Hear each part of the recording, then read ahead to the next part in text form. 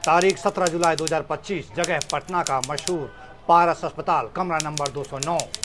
5 लोग बेखौफ दाखिल होते हैं, पिस्टल में गोलियां लोड करते हैं और कमरे में मौजूद मरीज पर अंधाधुंध गोलियां बरसाकर आराम से निकल जाते हैं।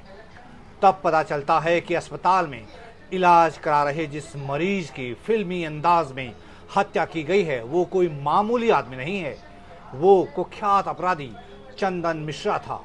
इस सनसनीखेज हत्याकांड की गूंज बिहार से लेकर दिल्ली तक सुनाई दे रही है।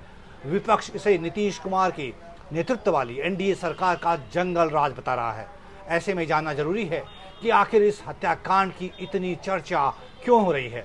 ये समझने के लिए आपको ये जानना जरूरी है कि आखिर अस्पताल में मारा गया वो चंदन मिश्रा था कौन।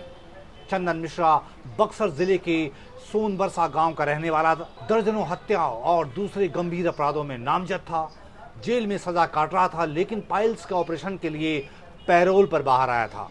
उसकी पैरोल 18 जुलाई को समाप्त होने वाली थी, लेकिन 2 दिन पहले ही उसकी हत्या कर दी गई, जिसके पीछे नाम आया उसी के पुराने दोस्त शेरू यानी ओंकार नाथ सिंह का।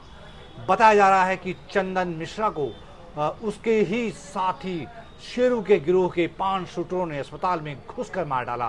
दिलचस्प बात यह है कि चंदन और शेरू की दोस्ती कभी क्रिकेट खेलते हुए हुई थी। दोनों एक ही इलाके के रहने वाले थे। चंदन और शेरू की दोस्ती 2009 में अनिल सिंह की हत्या के बाद अपराध की दुनिया में तब्दील हो गई। ये दोनों नाबालिग होने के कारण तब जल्दी रिहा हुए, लेकिन बाल सुधार गृह में रहकर दोनों ने गुनाह के गुर सीख लिए। वहां से बाहर निकलती है दोनों संगठित अपराध की दुनिया में कदम रखा दोनों ने और एक गिरोह बना लिया। रंगदारी, वसूली, हत्याएं और डकैती इनके काम का हिस्सा बन गए। अकेले 2011 में ही इनके गिरोह ने 6 बड़ी हत्याएं की, जिनमें शामिल है मोहम्मद नौशाद, भरत राय, जेल क्लर्क हैदर अली, शिवजी खरवार, निजामुद्दीन और चूना व्यापारी राजेंद्र केसरी का मर्डर। राजेंद्र केसरी की हत्या सिर्फ इसीलिए की गई क्योंकि उसने रंगदारी देने से मना कर दिया था। हत्या से 1 दिन पहले चंदन ने खुलेआम हत्या की धमकी दी थी और उसे अंजाम भी दे दिया। पुलिस के मुताबिक राजेंद्र केसरी हत्याकांड के बाद दोनों के बीच पैसों और जातिगत समीकरणों को लेकर मतभेद उभरने लगे थे। इसके बाद ही शेरू और चंदन ने अलग अलग गैंग बना लिए। इस केस में दोनों को कोलकाता से गिरफ्तार किया गया। शेरू को फांसी और चंदन को उम्र कैद की सजा सुनाई गई।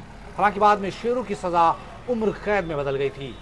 जेल के अंदर से भी दोनों ने आपराधिक गतिविधियों को अंजाम देना बंद नहीं किया। चंदन एक बार जेल से भाग भी गया था, जब कोर्ट में पुलिसकर्मी की हत्या कर वो फरार हो गया था। सबसे बड़ी विडंबना यह है कि बिहार पुलिस ने 16 जुलाई को शूटर सेल बनाने की घोषणा की थी और उसके 24 घंटे के भीतर ही 5 शूटरों ने अस्पताल में दाखिल होकर एक गैंगस्टर की हत्या कर दी। ऐसा लग रहा है कि बिहार फिर उसी जंगल राज की ओर बढ़ रहा है, जिसका आरोप नीतीश कुमार और बीजेपी लालू प्रसाद यादव पर लगाते रही हैं।